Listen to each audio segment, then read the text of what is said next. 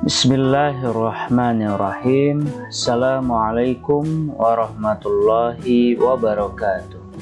Alhamdulillah, pada kesempatan yang berbahagia ini kita kembali di video pembelajaran. Ini video yang pertama, yaitu bab Al-Jabar, dan ini adalah video sebagai langkah awal untuk memahami Al-Jabar ya. Insya Allah bisa auto paham, insya Allah ya. Yuk kita belajar bersama di sini. Perlu kita ketahui terlebih dahulu bahwa Al-Jabar ini diperkenalkan pertama kali oleh Muhammad ibnu Musa al-Khwarizmi, seorang ilmuwan Muslim ya. Beliau mengarang sebuah kitab yang berjudul Al-Jabar wal Muqabalah. Dari kata inilah Al-Jabar diambil. Oke, seperti yang kita ketahui bahwa ketika di SD kita biasa menggunakan perhitungan-perhitungan menggunakan bilangan secara langsung ya. Nah, sedangkan mulai atau sejak kelas 7 MTS atau SMP ini, maka perhitungan-perhitungan itu kita akan menggunakan bilangan yang diperluas pengertiannya ya, dengan konstanta, koefisien atau variabel sebagai pengganti dari bilangan yang nilainya tidak diketahui. Nah, maka kita harus betul-betul paham nih dengan bentuk-bentuk Al-Jabar. Ini akan selalu digunakan pada perhitungan-perhitungan selanjutnya ya, sampai kuliah insya Allah ya. Nah, seperti yang kita ketahui tadi bahwa perhitungan di SD itu kita menggunakan bilangan secara langsung. Contohnya di sini, ketika kita menjumlahkan 2 apel ditambah 3 apel yang hasilnya adalah 5 apel, maka yang kita gunakan adalah kalimat bentuk matematika yang kita gunakan adalah 2 ditambah 3 sama dengan 5. Nah, sekarang coba kita bandingkan ya. 2 ditambah 3 sama dengan 5, kita bandingkan dengan ini. Kalau tadi kita punya 2 apel, nah di sini yang kita miliki bukan apelnya lagi, tapi kita memiliki 2 kardus atau 2 box di sini ya, yang berisi apel dengan jumlah yang sama tentunya. Nah, selanjutnya kita memiliki 3 box kardus lagi dengan jumlah apel yang sama di dalamnya. Nah, untuk box yang pertama ini kita sebut 2 kardus berisi 4 apel ya.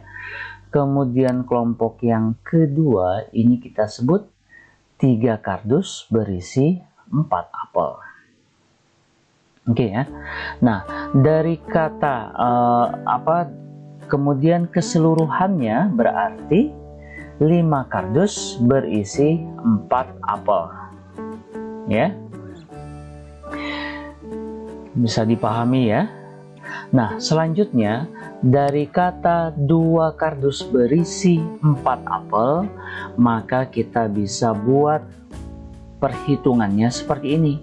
2 dikali 4 apel dalam kardus.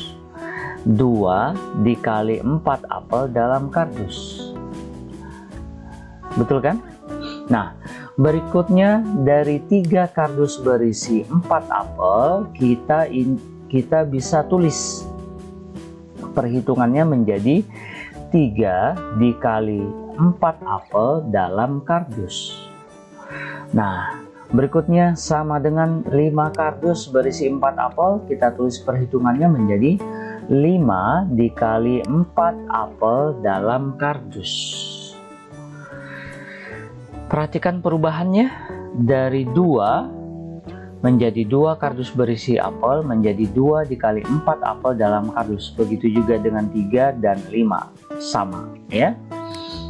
Mudah-mudahan bisa dipahami nih dengan baik ya. Nah, berikutnya di sini untuk melihat perubahannya ini akan lebih terlihat dengan jelas lagi. 2 ditambah 3 sama dengan 5. Di sini berubah menjadi 2 kardus berisi 4 apel. 3-nya menjadi 3 kardus berisi 4 apel. 5-nya berubah menjadi 5 kardus berisi 4 apel. Yang kemudian kita buat perhitungannya atau operasinya menjadi 2 dikali 4 apel dalam kardus ya, untuk mengetahui isinya ya kan. 3 dikali 4 apel dalam kardus. Begitu juga dengan ini, 5 dikali 4 apel dalam kardus. Nah, bagaimana jika 2 kardus tadi itu tertutup? Otomatis kita tidak tahu berapa isi setiap kardusnya ya. Nah, ini juga 3 kardus yang tadi posisinya terbuka, maka kita bisa menghitung. Kita kali berapa. Nah, ini 3 kardus berikutnya ini tertutup ya. Nah, maka perlu kita pahami di sini bahwa apel dalam kardus itu kita tidak ketahui. Kita tidak tahu berapa jumlahnya di dalam sini.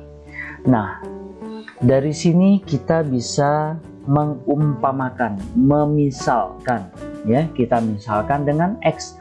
Apel dalam kardus itu misalkan jumlahnya X ya. Nah, maka yang tadinya 2 dikali 4 itu kita rubah menjadi 2 dikali X. Kenapa 2 dikali X? Karena jumlah apel di dalam kardus itu belum kita ketahui. Yang kita misalkan apel di dalam kardus itu dengan X. Nah, begitu juga ini 3 kardus ini yang tidak diketahui isi apel di dalamnya, kita rubah menjadi 3 dikali X ya. Nah, maka kita punya hasil di sini 5. Begitu juga dengan ini ya, 5 dikali 4 apel di dalam kardusnya kita tidak ketahui, maka kita tulis 5 dikali X ya.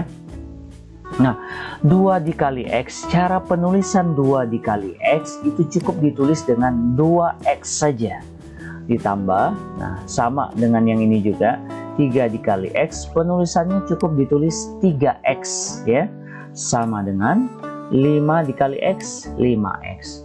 Nah, bentuk inilah yang disebut dengan aljabar ya.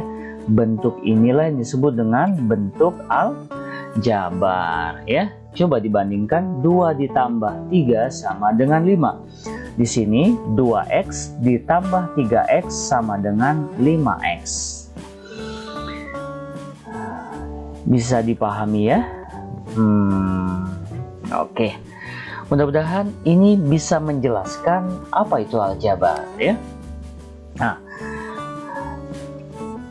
berikutnya, nah, supaya lebih paham lagi di sini Mister sajikan contoh berikutnya ya. Ada 1, 2, 3, 4, 5. Ada 5 kardus ya. Kemudian berikutnya ada 1 kardus yang terbuka dengan isinya diketahui. Nah, inilah bentuk aljabar ya. Nah, ini ada 5 kardus, 1, 2, 3, 4, 5 belum diketahui. Maka bagaimana kita menuliskannya? Karena isinya belum diketahui, maka kita menulis 5 dikali X, ya kan? Nah, bentuk yang ini diketahui isinya. Nah, maka kita langsung tulis saja berapa isinya, 3 ya. 5 dikali X, penulisannya 5X ditambah 3 ya. 5X ditambah 3. Nah, sekarang kita akan mengenal nih beberapa istilah tadi sempat disinggung, koefisien, variabel, konstanta. Nah, dari 5x ditambah 3, yang mana yang disebut dari kata tersebut ya? Yang pertama 5 ya. Angka 5 ini dikenal dengan istilah koefisien. 5 ini disebut koefisien karena merupakan bilangan yang digunakan untuk mengalihkan variabel. Perhatikan, X dikali 5, ya kan? Berarti 5 ini bilangan yang mengalihkan variabel atau angka yang ada di depan variabel. Itu juga bisa diartikan begitu ya. Jadi 5 ini sebagai koefisien. Berikutnya X. Nah, X ini sudah sering disinggung ya. Ini pasti sudah kenal ya. X itu adalah variabel atau istilah lainnya berubah ya. Lambang dari bilangan yang nilainya belum diketahui ya. Nah, X ini kan belum diketahui nilainya.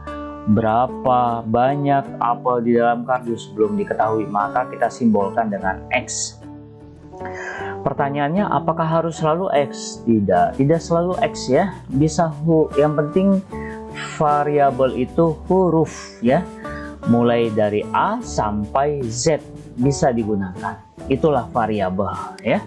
Nah, berikutnya terakhir, angka 3 ini disebut apa? Nah, angka 3 ini disebut konstanta. Apa itu konstanta? Bilangan tetap, tidak mengandung variabel, atau nilainya sudah diketahui ya. 3 apel ini kan udah jelas, kita udah tahu berapa jumlahnya. Itulah konstanta ya. Kenal ya sekarang apa itu koefisien, variabel, dan konstanta. Nah, kemudian 5x ditambah 3 ini istilahnya adalah bentuk aljabar ya.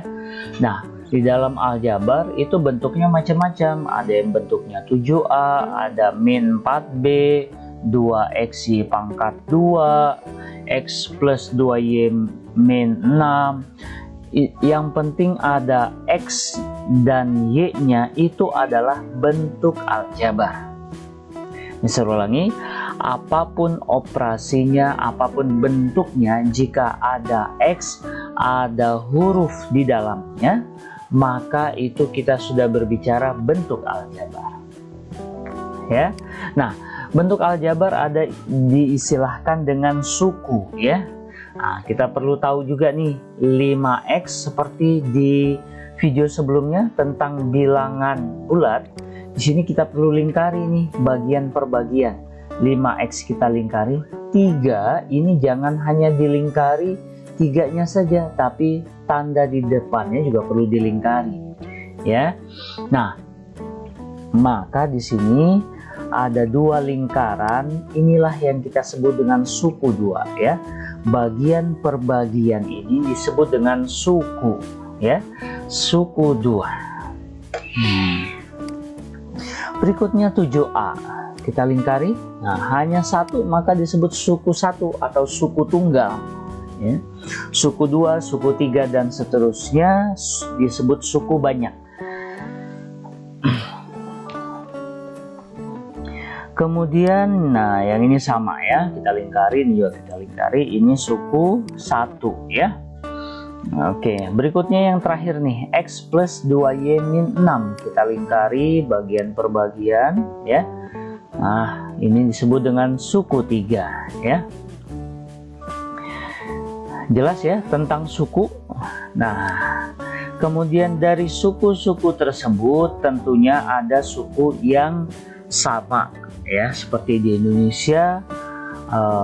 Di antara individu, di antara orang itu ada yang sukunya sama. Di aljabar juga di antara suku-suku ini ada sukunya yang sama atau disebut dengan suku sejenis.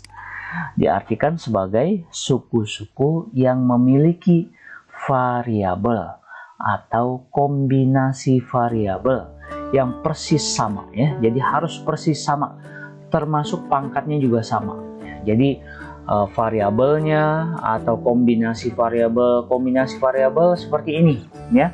X dengan Y berarti ini sudah kombinasi karena variabelnya lebih dari 1 ya. Y ini variabel, pangkat. Nah, ini pangkatnya juga harus sama. Nah, sekarang coba kita lingkari dulu satu persatu ya. Nah, ini sukunya ada berapa banyak nih ya. Wah, ternyata setelah kita lingkari 1, 2, 3, 4, 5, 6 sukunya di sini sebanyak 6 ya, tapi bukan suku 6 ini ya. Sekarang 3x pangkat 2. Kita cari di sini 3x pangkat 2 ini, adakah x pangkat 2 variabel yang persis sama dengan ini? Ini x pangkat 2y, ada y-nya berarti bukan, ini xy, apalagi tidak ada pangkatnya, y berbeda. Nah, ini x pangkat 2 berarti sama ya. Jadi 3x pangkat 2 itu sejenis dengan 7x pangkat 2 ya. Tanda positif tidak perlu ditulis lagi ya. Nah, sekarang ada lagi. Nah, ini ya, ini dengan ini ya. Jadi 2x pangkat 2y dan yang ini ya, x pangkat 2y.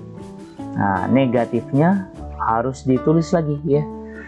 Nah, sekarang tinggal tersisa 2 ya, tersisa 2 nih.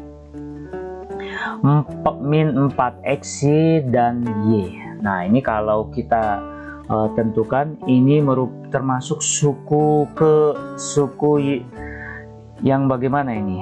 1, 2, 3, 4. Ini berarti termasuk suku 4 ya. Walaupun dia ada 6 suku, tapi termasuk ke dalam golongan suku 4 ya. 1, 2, 3, 4. Semoga bermanfaat ya. Terima kasih. Insya Allah kita akan belajar lebih jauh lagi, lebih mendalam lagi di video selanjutnya tentang aljabar. Terima kasih, semoga bermanfaat. Wassalamualaikum warahmatullahi wabarakatuh.